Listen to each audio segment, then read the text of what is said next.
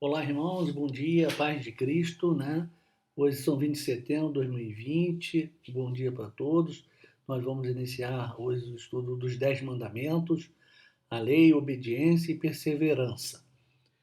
Antes de iniciar, né, o nosso estudo, como a gente dos 10 mandamentos está lá em Êxodo, no livro de Êxodo, a ideia aqui é passar assim, um contexto do livro de Êxodo para os irmãos, um resumo, né?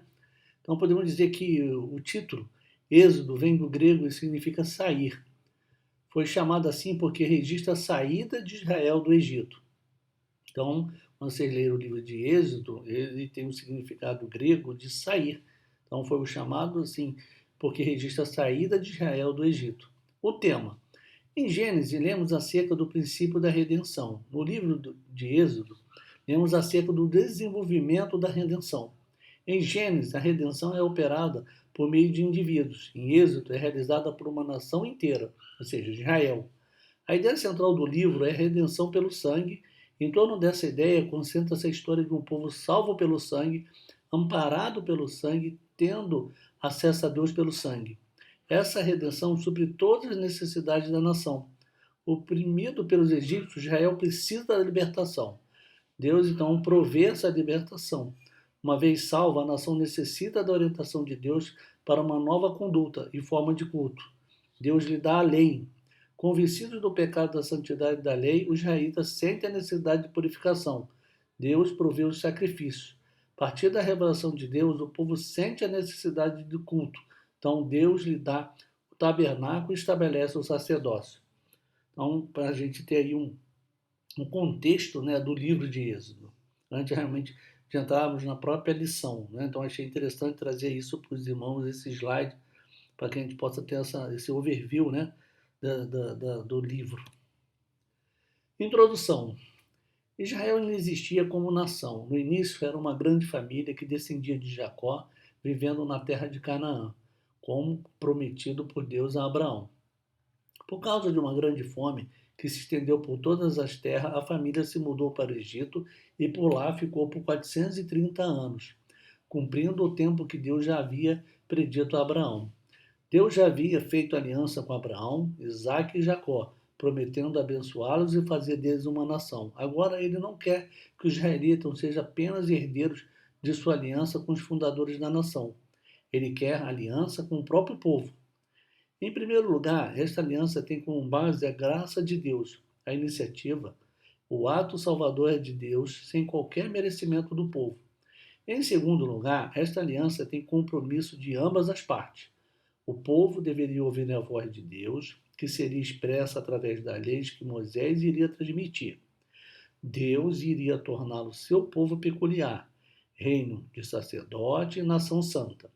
O povo, então, responde ao ato salvador de Javé, afirmando que deseja ser seu povo e para isso seguirá suas leis.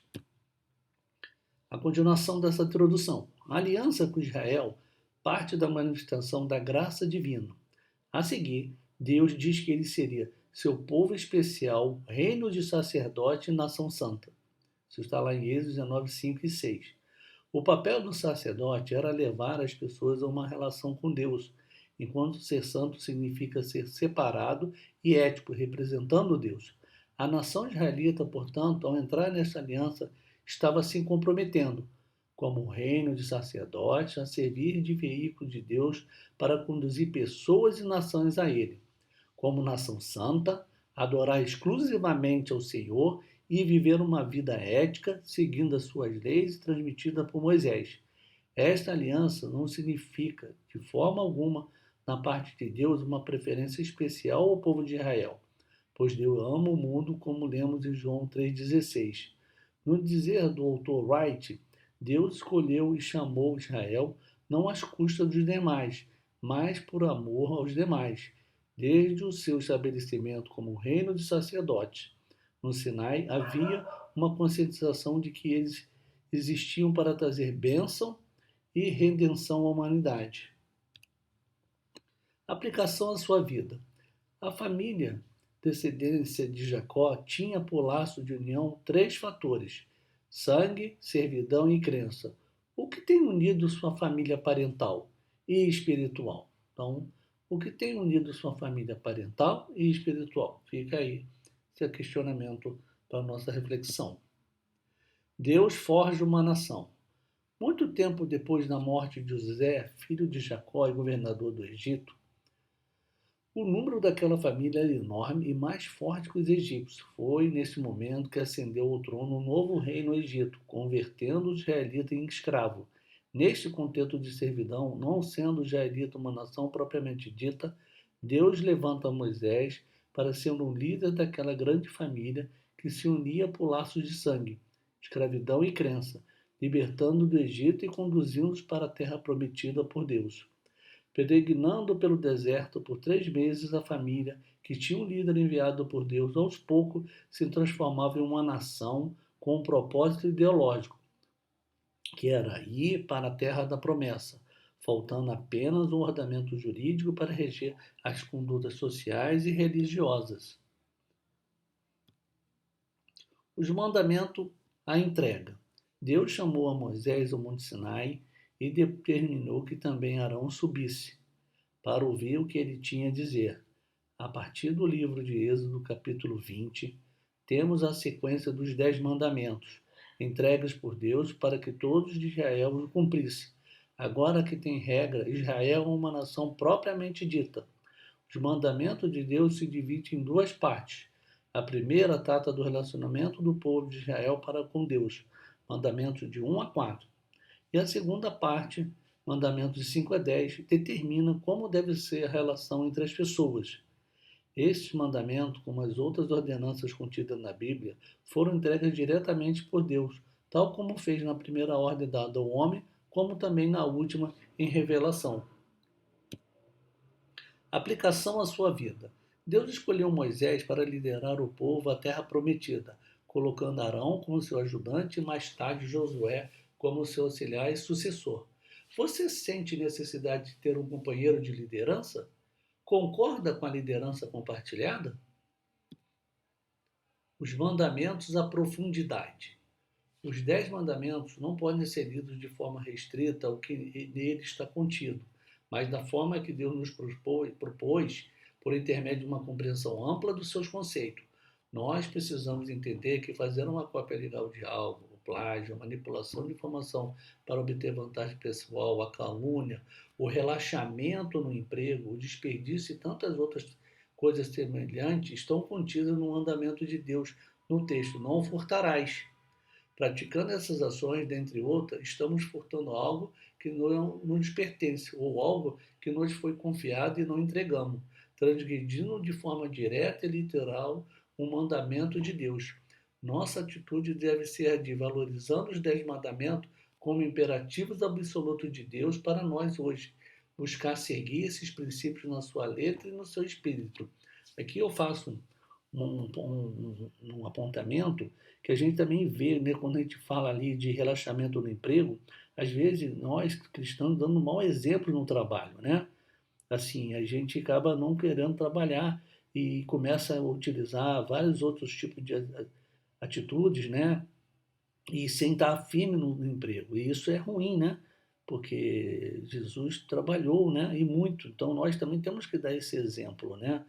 Então, assim, isso é feio, às vezes a gente vê crentes, né, tendo uma atitude no trabalho ruim. Aplicação à sua vida. Todas as vezes que nos deparamos com normas muito rígidas, nossa tendência natural é nos rebelarmos, infringindo-as ou mesmo praticando-as parcialmente. Como você tem agido diante dos mandamentos divinos? Então, fica essa reflexão para a gente. Os mandamentos agora, a obediência.